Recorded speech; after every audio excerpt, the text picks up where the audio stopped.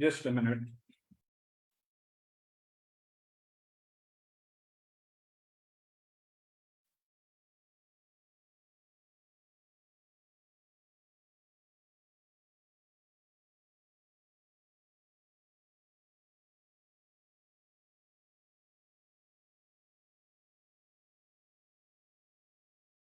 बिस्मिल्लाहिर्रहमानिर्रहीम। अस्सलाम वालेकुम। आप लोगों को मेरी आवाज आ रही है? जल्दी से बता दें।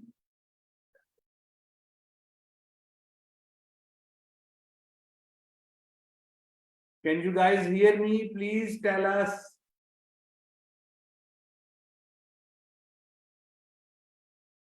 डिलीवर मेरी आवाज आ रही है? जरा जल्दी से बता दें।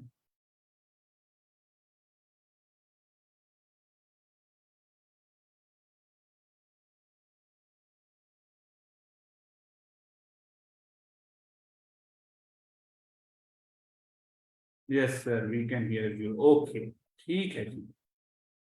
अच्छा, Bismillahirrahmanirrahim. This is Waqas Iqbal, your mentor for Pakistan Affairs and Current Affairs. Today, my topic is quite interesting. That is ECP. ECP से वैसे तो इलेक्शन कमीशन ऑफ पाकिस्तान बनता है, लेकिन और क्या क्या बन सकता है और इस वक्त क्या मसाइल चल रहे हैं और ऐसे मसाइल जिस पे कि आपसे सवाल पूछा जा सकता है स्पेशल सीएसएस में या फिर रेगुलर सीएसएस में, तो उस पे मैं आपसे आज बात करूंगा। ये पाकिस्तान अफेयर्स और करंट अफेयर्स दोनों का ही हॉट टॉपिक है जो मैं आपसे डिस्कस करने जा रहा हूं, और मैं आपके सामने एक एनालिटिकल व्यू पॉइंट रखूंगा। तो मेरी आप लोगों से गुजारिश है कि आप लोग इस लेक्चर को गौर से सुने और एट द एंड आप मुझसे सवाल कर सकते हैं। मेरे जो रेगुलर सेशंस हैं वो नेक्स्ट वीक से शुरू हो जाएंगे। बीच में मैं सिर्फ 1 मिनट का वक्फा लेना चाहूंगा क्योंकि इशा की अजान का वक्त हो रहा है, और इशा की अजान जैसे ही हो जाती है तो मैं आपके हजूर फिर हाजिर हूँ लेक्चर के लिए, लेकिन इन द मीन वाइल मैं बोर्ड वर्क करूंगा। तो स्टे हियर।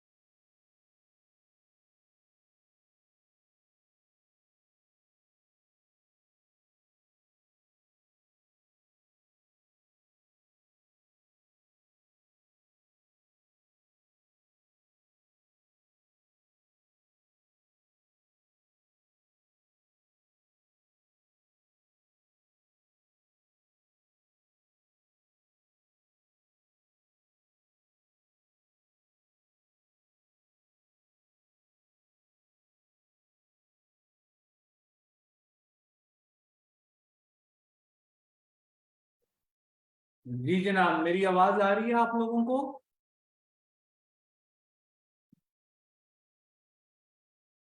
ओके। अच्छा जी। देखिए, अपने क्या कहते हैं, पहली बात तो जिन लोगों ने लेट ज्वाइन किया है, जरा परेशान होने की जरूरत नहीं है। हमारा ये लेक्चर हमारे फेसबुक के ऊपर लाइव मौजूद है, स्टडी रिवर के, और ये बाद में यूट्यूब पे भी नजर आ जाएगा आपको, तो ये लेक्चर ऑटोमेटिकली उधर मौजूद होगा। दूसरी बात ये है कि मेरी रेगुलर क्लासेस नेक्स्ट वीक से शुरू होंगी। 4:30 to 6 PM इसका स्टैंडर्ड टाइम होता है। पहले 3 दिन पाकिस्तान अफेयर, बाकी 3 दिन करंट अफेयर। अच्छा, आज का जो हमारा टॉपिक है वो है ईसीपी।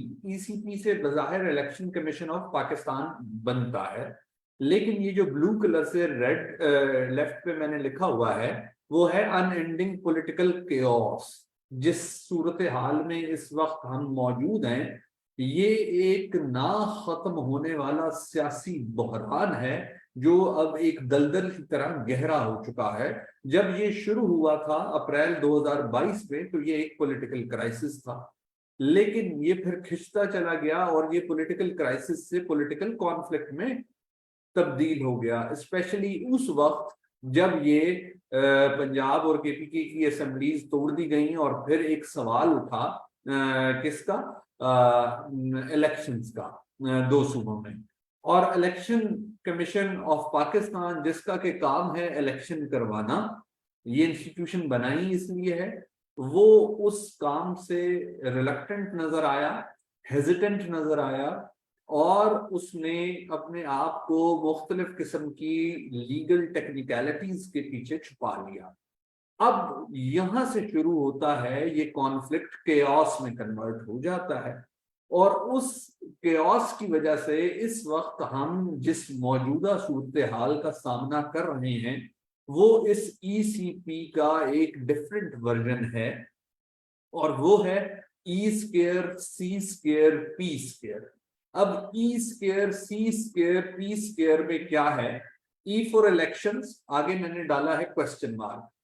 इस वक्त $1 million क्वेश्चन पाकिस्तान के पॉलिटिकल, इकोनॉमिक, सोशल फ्यूचर के हवाले से अगर पूछा जा रहा है, तो वो है कि इलेक्शन कब होंगे, लेकिन इसका वाजे, सही और एक जवाब किसी के भी पास नहीं है। तो लिहाजा इलेक्शंस का क्वेश्चन जो है वो इस वक्त $1 million क्वेश्चन है। और इलेक्शन का ये क्वेश्चन आपसे एग्जाम में भी पूछा जा सकता है। किस तरीके से पूछा जा सकता है, इस पे हम बाद में बात करेंगे, लेकिन फिलहाल ई स्क्वायर में से जो एक ई है वो इलेक्शंस का है, and that's a big question. दूसरा बड़ा सवाल, जो कि शायद पहले सवाल से भी ज्यादा बड़ा है, वो है economy. What next for the economy? Dollar बहुत तेजी से ऊपर जा रहा था, अब भी जा रहा है, लेकिन उसमें उसकी परवाज में कुछ कमी वाकया हुई है पिछले 1-2 हफ्ते में। लेकिन इसमें कोई बहुत पुरसकून, इत्मीनान या खुशी का अभी तक लम्हा नहीं आया कि हम कह सकें कि मामला सही चल रहे हैं। और सवाल ये भी है कि क्या इलेक्शन हो जाने के बाद इकोनॉमी बेहतर हो जाएगी? क्या ये जो 40% डबल डिजिट इन्फ्लेशन, इफरात ज़र महंगाई चल रही है, ये कम हो जाएगी? क्या बिजली के बिल कम आना शुरू हो जाएंगे? क्या यहाँ पर जो एक आम आदमी की जिंदगी मुसलसल इज़्तिराब बन चुकी हुई है, वो बेहतर हो जाएगी? तो इकोनॉमी का क्वेश्चन कनेक्टेड है इलेक्शन से, बट अगेन अनसर्टनिटी कायम है। तो ई स्क्वायर में से एक ई है इलेक्शंस और एक ई है इकोनॉमी, और दोनों के ही फ्यूचर और ठीक होने का या होने का हमें अभी तक कुछ पता सिरा नहीं मिल रहा, कुछ पता नहीं चल रहा। फिर है सी। सी को भी हमने स्क्वायर कहा है। 1C for constitution, 1C for courts. पहले कॉन्स्टिट्यूशन की बात करते हैं। कॉन्स्टिट्यूशन किसी भी मुल्क का सुप्रीम लॉ होता है, यानी सुप्रीम लॉ जो है उससे अबव कोई लॉ नहीं होता, इसलिए हम इसे कॉन्स्टिट्यूशन कहते हैं। इस वक्त हम जैसे कहते हैं ना, हब्स का मौसम, सफोकेशन का जो मौसम होता है वो बड़ा तकलीफ दे होता है बर्दाश्त में। तो इस वक्त हम पॉलिटिकल सफोकेशन के फेज से गुजर रहे हैं, जिसके अंदर आपका कॉन्स्टिट्यूशन चोक हो गया है। कॉन्स्टिट्यूशन को मतलब यूं कह लें कि ये पॉलिटिकल एंड लीगल कॉन्स्टिपेशन हो गई है पूरे सिस्टम को। आपका कॉन्स्टिट्यूशन वर्क नहीं कर रहा। क्यों वर्क नहीं कर रहा? कॉन्स्टिट्यूशनल पिलर्स जो हैं they are falling apart and they are in clash. ठीक है, मिसाल के तौर पे प्रेसिडेंट ऑफ पाकिस्तान के हवाले से कहा जा रहा है कि उनके ऑफिस ने इलेक्शन की डेट जारी करनी है।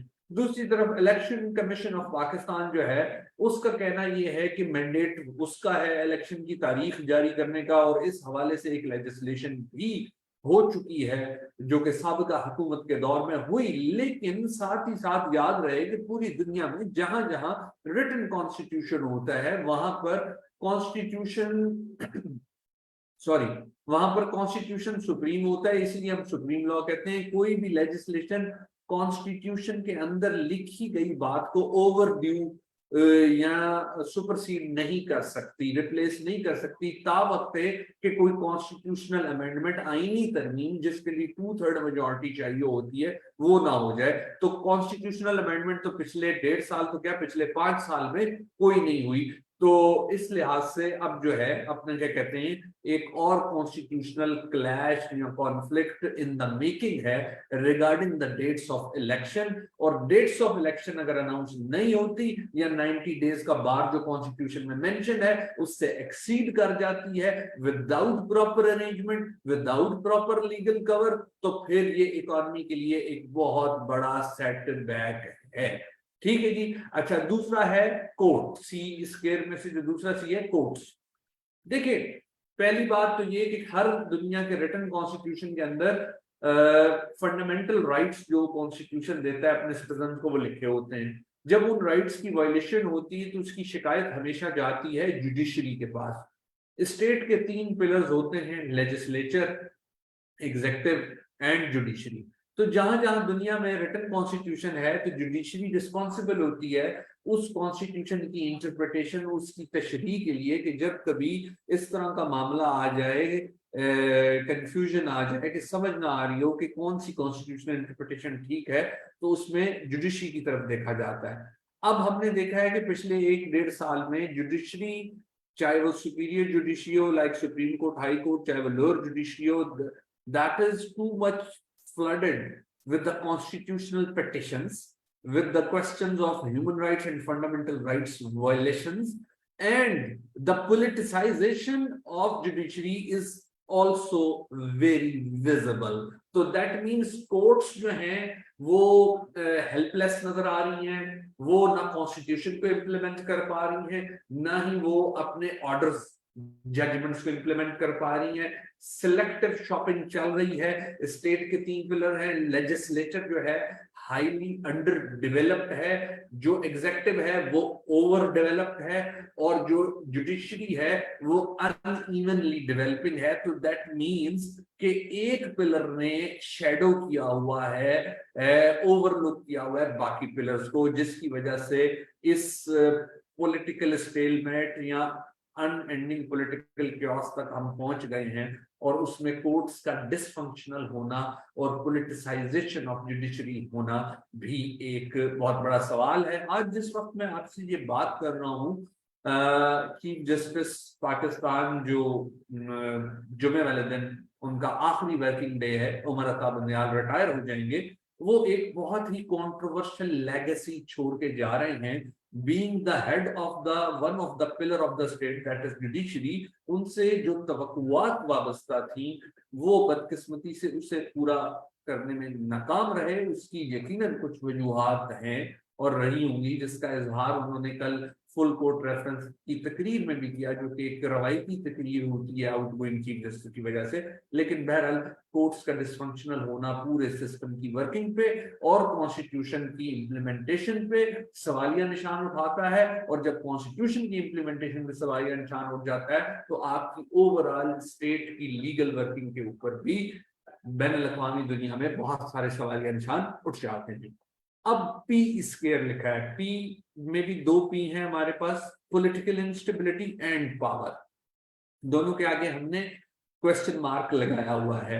तो पॉलिटिकल इंस्टेबिलिटी जो है वो अपने क्या कहते हैं सियासी अदम इस्तेहकाम को कहते हैं। पूरी दुनिया में ये स्टैंडर्ड फार्मूला है, चाहे कहीं पे बादशाहत हो, बादशाहत का निज़ाम हुकूमत हो, चाहे कहीं पे वन पार्टी सिस्टम जैसे चाइना और रशिया में है, चाहे कहीं पे वन मैन शो हो, चाहे कहीं पे डेमोक्रेसी हो, प्रेसिडेंशियल फॉर्म ऑफ गवर्नमेंट हो, पार्लियामेंट्री फॉर्म ऑफ गवर्नमेंट हो, या हाइब्रिड हो। पूरी दुनिया में पॉलिटिकल इंस्टेबिलिटी लिंक्ड होती है किससे? इकोनॉमिक डेवलपमेंट के साथ। लेकिन अगर पॉलिटिकल स्टेबिलिटी नहीं आएगी तो इकोनॉमिक डेवलपमेंट आप भूल जाएं, इकोनॉमिक ग्रोथ आप भूल जाएं, इकोनॉमिक स्मूथनेस आप भूल जाएं, राइट? तो इस वक्त हमारा ये जो पूरा पॉलिटिकल सिस्टम इनस्टेबल हुआ है, हाईली इनस्टेबल, फ्रेजाइल हुआ है, उसकी वजह यह है कि इसके अंदर जो पावर वोल्टेज है वो ओवरफ्लो कर गया हुआ है। और वो ओवरफ्लो एक पिलर ऑफ द स्टेट की वजह से हुआ है, जबकि जो बाकी दो पिलर ऑफ द स्टेट्स हैं, जुडिशरी और लेजिस्लेचर, उनकी पावर एज सच फ्लो ही नहीं कर रही, दे सीम्स पावरलेस। तो इस वजह से हम एक बंद गली में आके खड़े हो गए हैं, जिसका आगे कोई अंजाम, कोई सिरा, कोई नतीजा हमें और दुनिया में भी किसी को समझ नहीं आ रहा। इस वक्त पावर स्ट्रगल जो है अमंग द स्टेक होल्डर्स वो बहुत इंटेंस और नास्टी हो चुकी हुई है, जिसकी वजह से ये पॉलिटिकल कियोस जो है अनएंडिंग है, खत्म होने का नाम नहीं ले रहा। कोई कहता है 2 साल तक इलेक्शन नहीं होने, कोई कहता है 90 दिन बाद होंगे, फरवरी में हो जाएंगे, क्योंकि आईएमएफ की जो डील है वो स्टैंड बाई है, आरजी है, और अगर फरवरी में ना हुए तो फिर जो है आईएमएफ से आगे पैसे नहीं मिलेंगे। दूसरी तरफ एक तरफ तस्करा चलता है SIFC का, जिसमें पाकिस्तान की बीमार इकोनॉमी को जिंदा करने के लिए फॉरेन इन्वेस्टमेंट लाने के नित नए तरीके सोचे जा रहे हैं। बहुत अच्छी बात है, लेकिन पाकिस्तान की इकोनॉमी को फ्यूल करने के लिए इंफ्रास्ट्रक्चर के जरिए पिछले 10 सालों में जो एक चीज बहुत ज्यादा बताई गई उसका नाम है CPEC। वो भी मैं इधर से ये एक एडिशनल चीज जो है वो निकाल लेता हूं ताकि आपको ये नजर आ जाए। चलिए जी, मैं ये लेता हूं CPEC, ठीक है जी। अब CPEC का मुस्तकबिल बजाते खुद एक सवालिया निशान बना हुआ है। China Pakistan economic corridor CPEC का क्या, यानी तेरा क्या होगा कालिया। फेज 1 मुकम्मल हो चुका है, फेज 2 का कुछ पता नहीं। असल जो बैकबोन है वो फेज 2 है, that is related to industrialisation, expansion of industrial base of Pakistan. ठीक है, फेज 2 मुकम्मल होगा तो ही ये ऑपरेशनल हो पाएगा। और अब तक इसमें चाइना $25 बिलियन डाल चुका हुआ है। और जो पिछली हुकूमत शहबाज शरीफ वाली, जब उसके आखिरी हफ्ता था तो उसमें चाइनीज डिप्टी प्राइम मिनिस्टर ने जो पाकिस्तान का विजिट किया तो वो बड़ा आई ओपनर किस्म का विजिट था, बहुत सिंबॉलिक जेस्चर था for the years to come and for the leaders to come and for the political elected or non-elected leadership of Pakistan to come, who has to rule the country, that we shall not let go our investment. But if we see the current ongoing efforts to grab investment inside Pakistan, we do not see any mention of CPEC. So again, it seems that we are going to be sandwiched between the two superpowers, US versus China, caught between the devil and deep blue sea. लेकिन ये बात थोड़ी जरा उस तरफ चली गई। याद रखनी, जब तक डोमेस्टिक पॉलिसीज रिजल्ट्स नहीं देती तब तक फॉरेन पॉलिसी कोई रिजल्ट नहीं दे सकती। और आपकी डोमेस्टिक पॉलिसीज का क्या हाल चल रहा है, आपकी कंट्री के अंदर क्या हाल चल रहा है, मैंने आपको E² C² P² की फॉर्म में ये सारी बातें बता दी हुई हैं। अब मैं आता हूं, ये जो ऑरेंज से कलर से मैंने 5 Ds लिखे हुए हैं, democracy, development, defence, debt and DNG।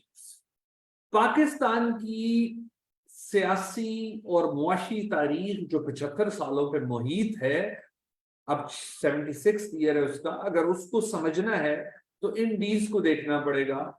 Pakistan itself is an outcome of democratic struggle, but after the independence, democracy remains unable to gain space in Pakistan. Democracy का डायलेमा है कि खत्म होने का नाम नहीं लेता। उसमें एक बड़ी वजह लोकल गवर्नमेंट इंफ्रास्ट्रक्चर का भी ना होना और लोकल गवर्नमेंट का डिसफंक्शनल होना, और आपका जो मौजूदा सियासी निज़ाम या सिस्टम है पॉलिटिकल, उसके अंदर जो मेन स्टेक होल्डर्स हैं वो लोकल गवर्नमेंट को एम्पावर करना ही नहीं चाहते, तो इस वजह से भी आपकी डेमोक्रेसी वीक है। फिर ये तो पुरानी मिसाल है कि जब तक घर की दीवारें और खिड़कियां अंदर से कमजोर ना हो, चोर चोरी नहीं कर सकता। तो पॉलिटिकल और नॉन पॉलिटिकल फोर्सेस के दरमियान एक रस्साकशी तो रही है पाकिस्तान में। डेमोक्रेसी इस वजह से भी वीक रही है, मिलिट्री के द्वार लंबे लंबे रहे हैं और बाद में भी इंटरवेंशन रही हैं, लेकिन जो पॉलिटिकल फोर्सेस हैं उन्होंने भी हमेशा रास्ता दिया है नॉन पॉलिटिकल फोर्सेस को। इस वजह से आपकी डेमोक्रेसी कम वीक रही। और आपसे सवाल पूछा जा सकता है कि जनाब पाकिस्तान में आप डेमोक्रेसी का फ्यूचर कैसा देखते हैं, पाकिस्तान में डेमोक्रेसी का डायलेमा क्या है, क्या इलेक्शन हो जाने से डेमोक्रेसी बेहतर हो जाएगी वगैरह वगैरह। डेवलपमेंट देखें, पाकिस्तान के केस में डेवलपमेंट का क्वेश्चन हमेशा अलाइव रहेगा, और शायद दुनिया में थर्ड वर्ल्ड में जितने भी कंट्रीज हैं, जितने भी कंट्रीज डेवलपिंग है, इवन इंडिया में भी आज भी डेवलपमेंट का क्वेश्चन पर्टिनेंट है। बट इंडिया ने तो शायद फिर भी कुछ डेवलप कर ही लिया है। चंद्रयान 1, 2, फिर चंद्रयान 3, चांद के जनूबी कोने में पहुंच गए, यहाँ तक अमेरिका भी नहीं पहुंचा हुआ, और अब आदित्य 1 लॉन्च कर दिया है, सोलर मिशन भी लॉन्च कर दिया है, मार्स भी पहुंच गए। सारी उम्र हमें यही सिखाया गया है कि इंडिया को नहीं आगे बढ़ने देना, इंडिया के साथ मुकाबला करना है, लेकिन अफसोस हमने साइंस एंड टेक्नोलॉजी में मुकाबला करने की कभी कोशिश नहीं की, हमने इकोनॉमी में मुकाबला करने की कभी कोशिश नहीं की, हमने एजुकेशन सेक्टर में मुकाबला करने की कभी कोशिश नहीं की। IITU इंडिया की एक इंफॉर्मेशन टेक्नोलॉजी यूनिवर्सिटी है बड़ी अहम, जिसका कैंपस UAE में खुलने जा रहा है, ये कल की खबर मैं आपको बता रहा हूं। तो जो ह्यूमन डेवलपमेंट होती है उसके अंदर इकोनॉमिक डेवलपमेंट एम्बेडेड होती है। पूरी दुनिया जिसको ह्यूमन डेवलपमेंट का कॉन्सेप्ट देने वाला एक पाकिस्तानी था, डॉक्टर महबूबुल हक, तो पाकिस्तानियों को तो उसका नाम भी नहीं पता, ना पाकिस्तानी की टेक्स्ट बुक्स में उसे पढ़ाया जाता है। तो अब इससे आप अंदाजा लगा लें कि हमारे यहाँ डेवलपमेंट के साथ क्या जुल्म सितम होता रहा है। बस डेवलपमेंट के नाम पे कोई मजाक जरूर होता रहा है, लेकिन अगेन मैं यही कहूंगा, जिस तरह political stability is very much attached with the economic stability, this is how democratic success and democratic smooth processes are very much attached with the economic and human development. अब आते हैं डिफेंस, फिर आते हैं डेट। पहले दिन से ही पाकिस्तान को सर्वाइवल की थ्रेट्स नहीं, स्टेट एनविजन थी, सोची गई थी, वेलफेयर स्टेट बना के बन गई सिक्योरिटी स्टेट। है अब क्या हो सकता है, कुछ नहीं हो सकता। पहले आपका एक वल्नरेबल बॉर्डर होता था, अब आपके 2 वल्नरेबल बॉर्डर हैं, इंडिया वाली साइड से, अफगानिस्तान वाली साइड से भी। तो डिफेंस तो आपका एक इंपॉर्टेंट एरिया है, बट प्रॉब्लम यह है कि आज जिस दौर में हम रह रहे हैं, आज का डिफेंस सिर्फ मिलिट्री के साथ एसोसिएटेड नहीं है, अब इसके साथ इकोनॉमिक स्ट्रेंथ भी स्टेट की मैटर करती है, अनफॉर्चुनेटली, जिसमें हम बहुत ज्यादा लैक कर रहे हैं। और लैक हम क्यों कर रहे हैं कि हमारी इकोनॉमी बहुत ज्यादा डेट के बर्डन के अंडर आई हुई है, कर्जे के बोझ तले दबी हुई है। इसमें डोमेस्टिक बोरोइंग्स भी है, यानी जो आपकी रियासत ने मकामी बैंकों और दूसरे इदारों से कर्ज ले रखा है, और जो एक्सटर्नल डेट है वो भी अपनी जगह शामिल है। फिर उसमें IMF के बेल आउट पैकेजेस और डेट सर्विसिंग, यानी जो हम कमाते हैं उससे हम अपने कर्जों का बमुश्किल सूद ही दे पाते हैं, हम उसको उतारने की तरफ तो जा ही नहीं पा रहे। तो इस वजह से हमारे पूरे सिस्टम को पूरा सिस्टम इस वक्त अंडर प्रेशर है ड्यू टू इकोनॉमिक डिक्लाइन। अच्छा, अब DMG, आप सब लोगों की ख्वाहिश है जो CSS करना चाहते हैं, पाकिस्तान एडमिनिस्ट्रेटिव सर्विस, जिसको पहले DMG कहा जाता था, डिस्ट्रिक्ट मैनेजमेंट ग्रुप, उसमें जाना चाहते हैं। DMGs को बहुत सारे पॉलिटिकल एनालिस्ट जो हैं रिस्पॉन्सिबल समझते हैं पाकिस्तान के अंदर डेमोक्रेटिक डिक्लाइन का, पाकिस्तान के अंदर डेमोक्रेटिक डिरेलमेंट का। अब वो कैसे, वो कहते हैं कि जनाब अगर आप इंडिया को और पाकिस्तान को कंपैरिजन करेंगे तो $1 मिलियन क्वेश्चन ज़हन में उठता है कि पाकिस्तान में तो मिलिट्री इंटरवेंशंस हुई, लेकिन इंडिया में क्यों नहीं हुई, जबकि दोनों तरफ लोग मिलते जुलते हैं, उनका थॉट प्रोसेस भी काफी हद तक एक जैसा है, उनके मेरिट्स और डीमेरिट्स भी एक ही जैसे हैं इंडियंस के और पाकिस्तानियों के। समझ में आ गई बात? लेकिन फिर उधर ऐसा क्यों नहीं हुआ? तो उसका जवाब ये है कि जो इंडिया का सिविल सर्वेंट है, जो इंडिया का ब्यूरोक्रेट है, जो इंडिया का आईएएस इंडियन एडमिनिस्ट्रेटिव सर्विस और आईपीएस इंडियन पुलिस सर्विस के जो अफसर हैं, इन्होंने हमेशा जो सिविलियन लीडरशिप थी, वेदर दे वर करप्ट और they were non corrupt, whether they were capable और वेदर दे वर इनएफिशिएंट, इन्होंने हमेशा उसका साथ दिया, उसके पीछे खड़े रहे। इन्होंने अपने सिस्टम के अंदर एक दीवार बन गए और इन्होंने नॉन पॉलिटिकल फोर्सेस को कभी आगे नहीं आने दिया। जबकि अनफॉर्चुनेटली आपके कंट्री में यही नियम एक डिफरेंट सिनेरियो में नजर आए। ये एक प्रेशर ग्रुप तो बने, लेकिन ये एक institution as a civil bureaucracy नहीं बन सके। तो ये भी एक बहुत बड़ी वजह है। अब आपके जहन में सवाल आ रहा होगा कि हम ये बातें पेपर में लिख सकते हैं या नहीं? बिल्कुल लिख सकते हैं, ये पढ़ी लिखी इल्मी बातें हैं। अगर आप डॉक्टर हसन अस्करी रिजवी, हसन अस्करी रिजवी,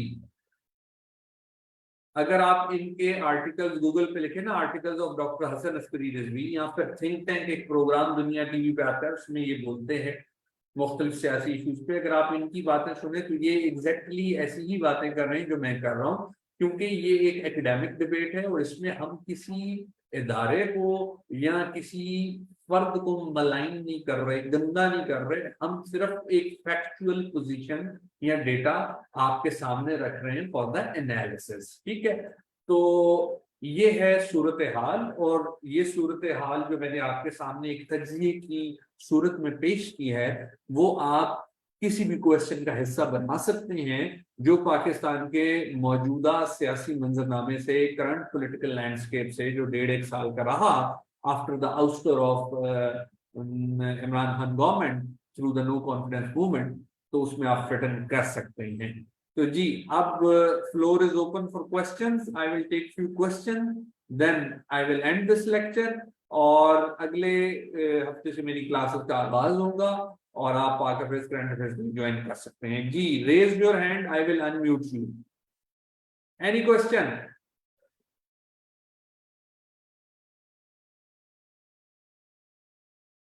मेहताब बलोच जी, मेहताब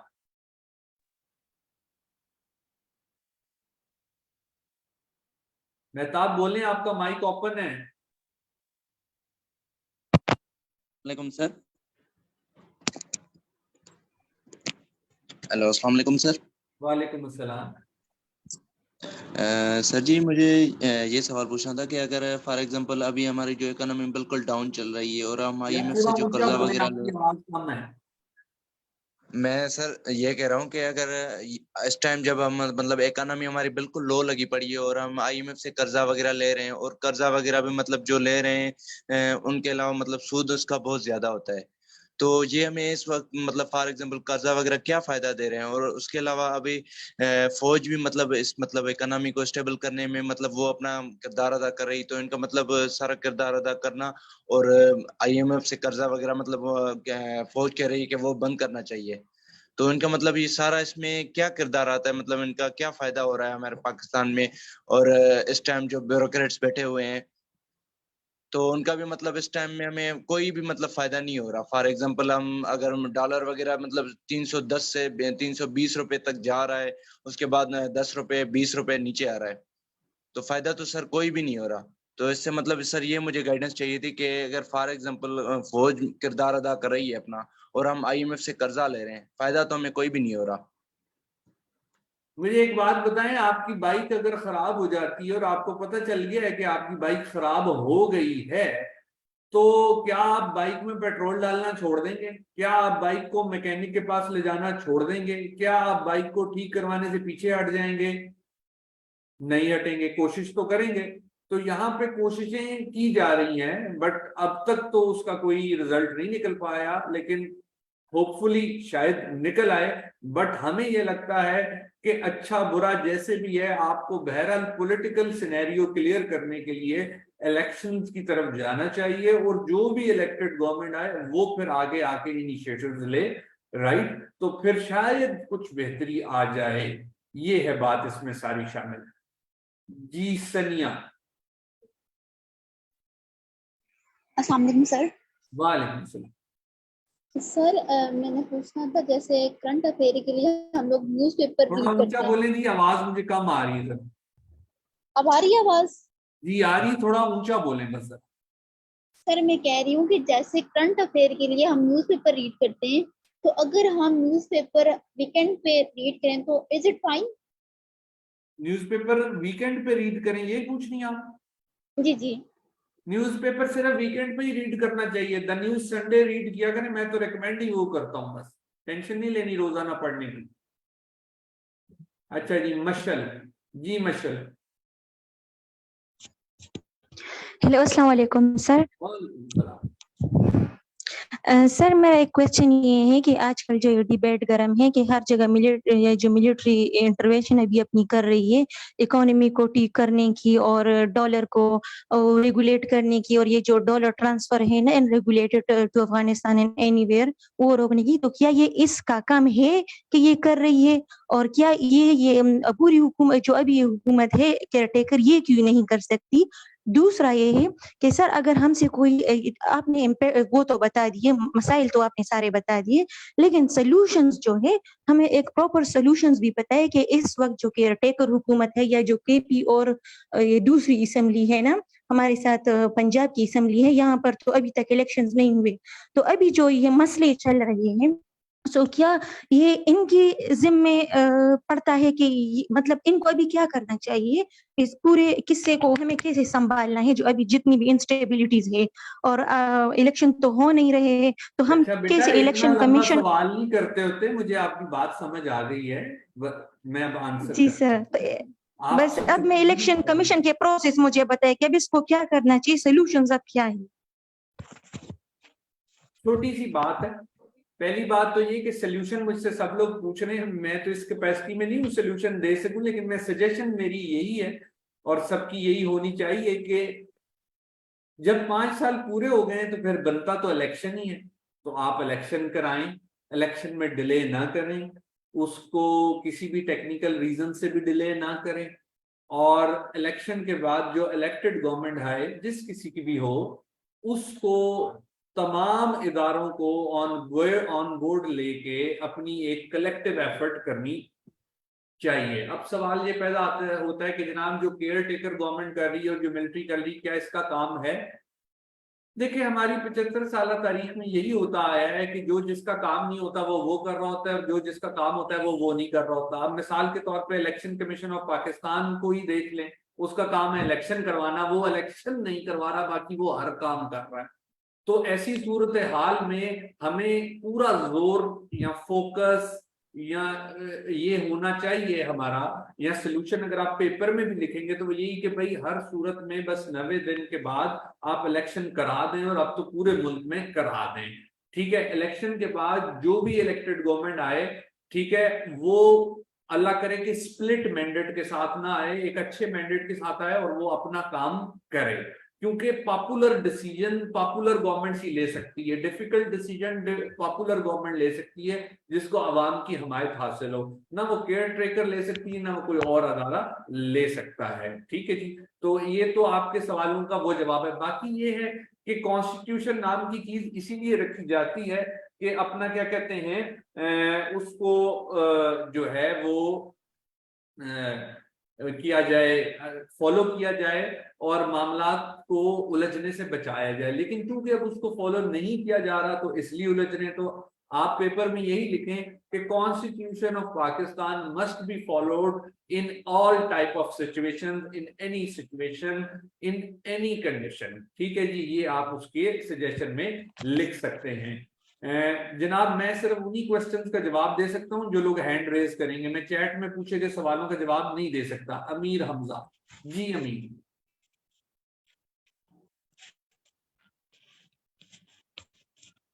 अमीर हमजा बोलें।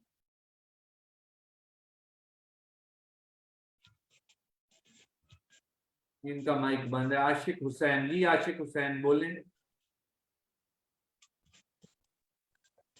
अस्सलाम वालेकुम सर, मेरा क्वेश्चन है कि जिस तरह इलेक्शन कमिश्नर ऑफ पाकिस्तान है तो वो कॉन्स्टिट्यूशन को क्यों नहीं फॉलो कर रहा है? अगर कोई गवर्नमेंट आ जाती है और उसे रिमूव करना भी चाहती है तो वो तो सुप्रीम जुडिशल काउंसिल के जरिए रिमूव होगा या चेंज होगा, तो फिर उस पर कोई एक्सटर्नल दबाव है लाइक अमेरिका का FFO के थ्रू? यार ये वाली सारी बातें ना मैं लेक्चर में कर चुका हुआ हूँ, नो नीड टू रिपीट के पावर स्ट्रगल चल रही है। बाकी लेक्चर आप फिर दोबारा जाके सुन लें, वो फेसबुक पे मौजूद है। अगर कोई नया सवाल करना है तो मैं जरूर आपको आंसर कर, ठीक है। चलें जी, अपना ख्याल रखें और आपसे फिर मुलाकात होगी इंशाल्लाह। और मैंने कोशिश की है कि आप लोगों के सवालों के जवाब दे सकूं। तो अमीर हमजा जल्दी से बोल लो सवाल भाई तुम। अमीर हमजा साहब भी चुप ही बैठे हुए हैं। हाँ जी, इकरा शौकत बोलें। अस्सलाम वालेकुम सर।